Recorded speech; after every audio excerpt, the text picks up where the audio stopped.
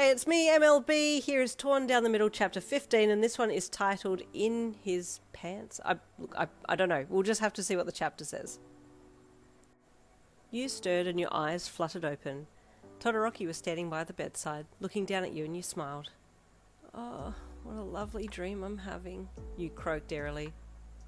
Oh, but you look awake to me, Todoroki replied. You gasped and sat bolt upright. Okay, not a dream. Todoroki looked at you quizzically, and then he looked back down to the necklace that had now fallen out of your top and was hanging visibly from your neck. You glanced down and saw the necklace had been revealed. Snatching it quickly, you scooped it back up into your shirt and cleared your throat. So, hi, I'm feeling better, you said with a goofy big grin. Todoroki was still obviously preoccupied by the necklace and still hadn't looked you in the eye yet. Todoroki? You asked, ducking your head down slightly to catch his attention. Oh, my apologies, Yin. Your necklace caught my eye, he said, finally looking you in the eye. My necklace? You asked. Yes, he nodded. It looks familiar. The ring does. It does? You gasped eagerly. From where? He looked at you, his eyes looking into your left eye and then switching across to look into your right eye. A long time ago, he said softly. Your heart leapt in your chest, and all of a sudden it became harder to breathe. Can you remember when? You asked, painfully aware of how this conversation was affecting your whole body. Garden, he said, with a slight furrowing of his brow.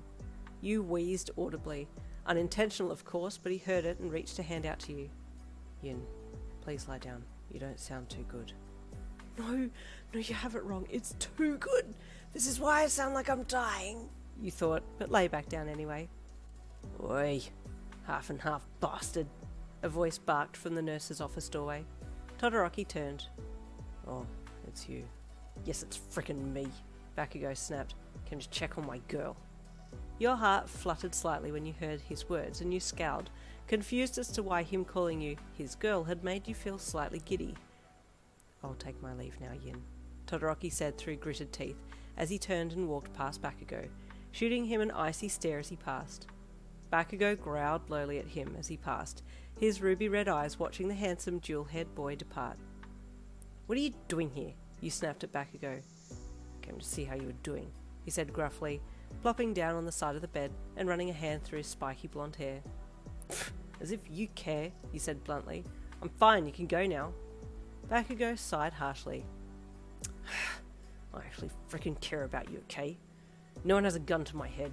I came here on my own free will. Your facial expression softened and you sighed.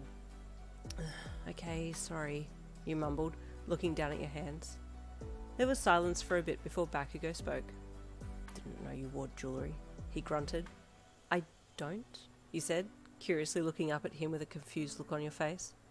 What's this then? He asked, reaching out to your neck and pulling at the necklace that was semi-exposed. You pushed his hand away sharply and tucked the necklace back under your shirt. It's not jewellery, it's the intestines of my enemies, you said quickly. Bakugou snorted.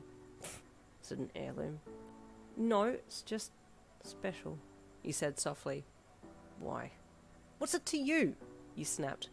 Oi, just asking. He shot back defensively. Fine, whatever, it's just a stupid necklace anyway. He huffed, getting up to leave. It's just this, you said quickly, pulling the ring out and showing it to him, while averting your eyes with embarrassment. You waited.